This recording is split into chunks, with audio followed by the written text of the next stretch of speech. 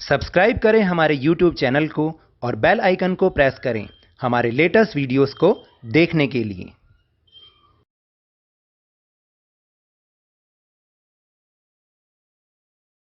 सभी को नमस्कार।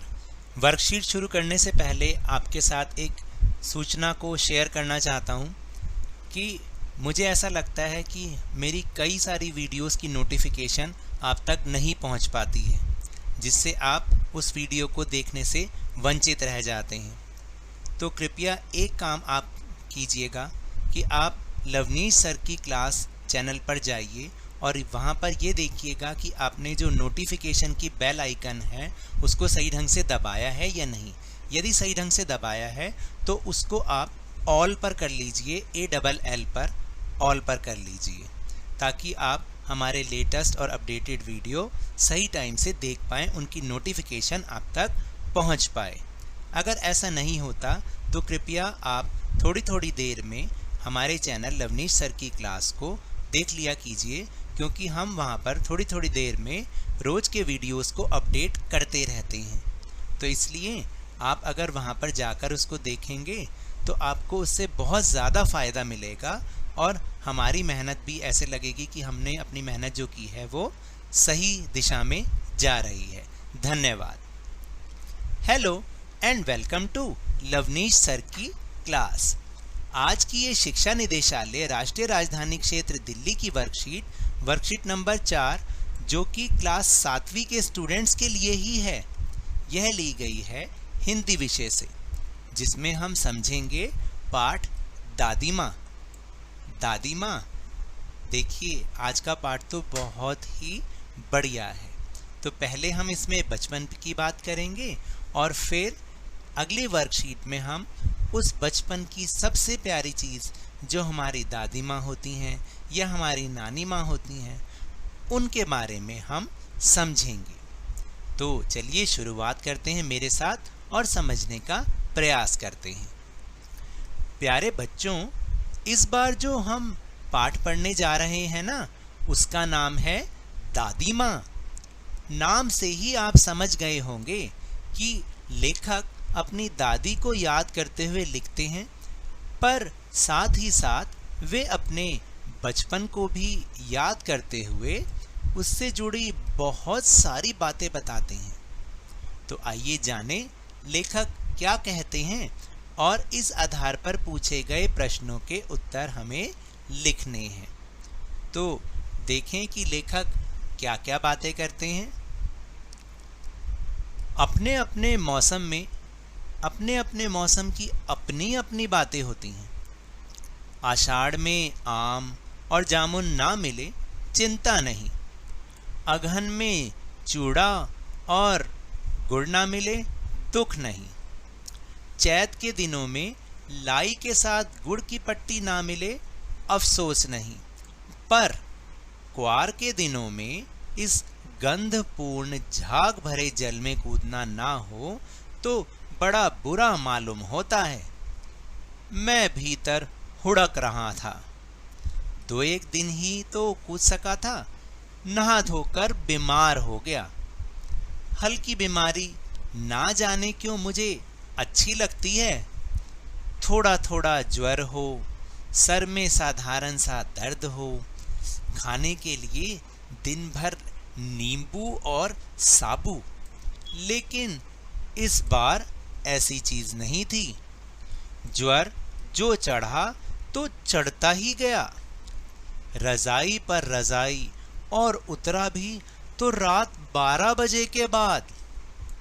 तो देखिए यहाँ पर बहुत सारे ऐसे शब्द आए हैं जो हमारे देसी भाषा के शब्द होते हैं और कई बार आप भी उनका प्रयोग करते होंगे। शायद आपके गाँवों में वो इसी भाषा का प्रयोग होता हो और इन्हीं शब्दों का प्रयोग होता हो।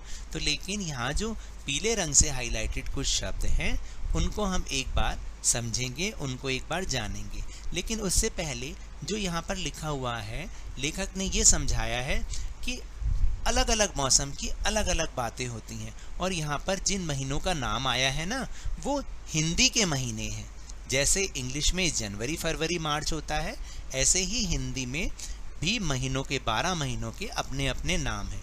हो सकता है आप में से बहुत सारे बच्चों को ये पता है, लेकिन बहुत सारे बच्चों को नहीं भी पता। तो कोई बात नहीं, आगे प्रश्न उत्तर में भी जानेंगे हम, और इसकी सहायता के लिए आप अपने मम्मी पापा से उन महीनों के नाम पूछ सकते हैं। तो पहला जो शब्द आया है वो है चूड़ा, जिसको हम चिड़वा भी कहते हैं, या पोहा भी होता है, पोहा होता है ना, उसको चिवड़ा या चिड़वा बोलते हैं। फिर एक शब्द आया हुड़क। हुड़क का मतलब तड़प, किसी चीज़ की हुड़क मारना यानी तड़पना किसी चीज़ के लिए। फिर एक शब्द आया ज्वर। ज्वर का मतलब बुखार, और साबू का मतलब साबूदाना, आप खाते हैं ना साबूदाने की खिचड़ी। तो देखा कितनी आम भाषा में, देसी भाषा में, बहुत अच्छी सी भाषा में उन्होंने, लेखक ने इस पाठ को लिखा है। तो इसमें उन्होंने ये बताया कि किसी भी महीने में उनको चाहे कुछ मिले ना मिले, लेकिन ये जो क्वार के दिन, आपको पता है ये क्वार के दिन क्या होते हैं? ये क्वार के दिन, ये जो इस समय चल रहे हैं, अभी जो अक्टूबर की उमस भरी गर्मी आएगी उसे हम क्वार की उमस बोलते हैं या क्वार कहते हैं, क्वार के दिन कहते हैं। तो उसमें वो कह रहे थे कि अगर गंध पूर्ण झाग भरे जल में कूदना ना हो तो बहुत बुरा लगता है। और वो कह रहे कि मैं तड़प ही रहा था कि एक और 2 दिन कूद पाया, लेकिन क्या किया, नहा धो के तो मैं तो बीमार ही हो गया। हालांकि हल्की सी बीमारी लेखक को अच्छी लगती थी, कि जैसे साधारण सर में दर्द हो जाए या थोड़ा थोड़ा सा बुखार हो तो खाने के लिए बहुत दिन भर चटकदार नींबू और साबूदाने की खिचड़ी मिलती थी।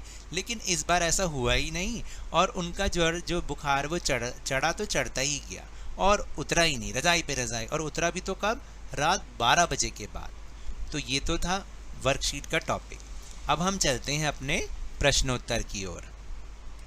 तो पहला प्रश्न है कि लेखक ने कौन कौन से हिंदी महीनों की बात यहाँ पर की है।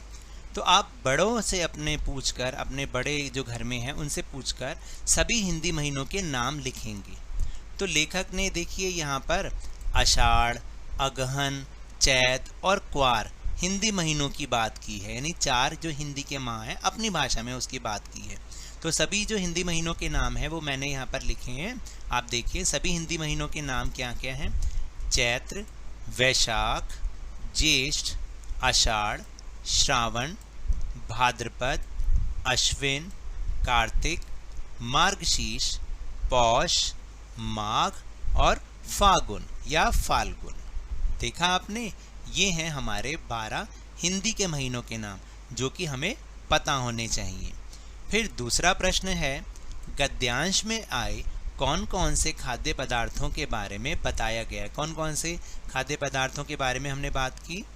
तो कौन कौन से खाद्य पदार्थ थे? चूड़ा, गुड़, गुड़ की पट्टी, जामुन, आम और साबूदाना की बात की गई है।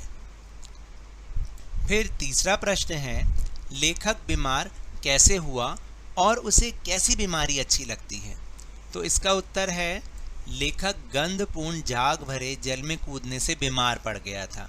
लेखक को थोड़ा थोड़ा ज्वर और सर में साधारण दर्द जैसी बीमारी ही अच्छी लगती है। फिर इसके बाद है प्रश्न नंबर 4, इस बार लेखक का ज्वर कब उतरा था।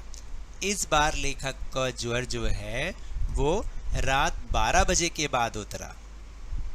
और फिर आखिरी प्रश्न है, प्रश्न नंबर 5, यदि ज्वर हो जाए तो कैसा लगता है और आप ज्वर में क्या क्या खाते हैं लिखिए। तो इसका उत्तर है कि यदि मुझे ज्वर हो जाए तो बहुत ही बुरा लगता है और सारे शरीर में दर्द होता है। ज्वर होने पर मम्मी हमें अधिकतर खिचड़ी और दलिया ही खाने को देती है और दूध भी पिलाती है। तो देखा कितनी बढ़िया वर्कशीट थी ना ये। तो ये तो थी आज की वर्कशीट। अगर मेरे इस तरह समझाने से आपको थोड़ा सा भी समझ में आया हो तो इस चैनल को ज़्यादा से ज़्यादा सब्सक्राइब कीजिए, लाइक कीजिए और बहुत ज़्यादा शेयर कीजिए। और मेरे साथ इसी तरह वर्कशीट को पढ़ते रहिए, समझते रहिए, लेकिन ध्यान और मन और बहुत मेहनत से पढ़ते रहिए। धन्यवाद।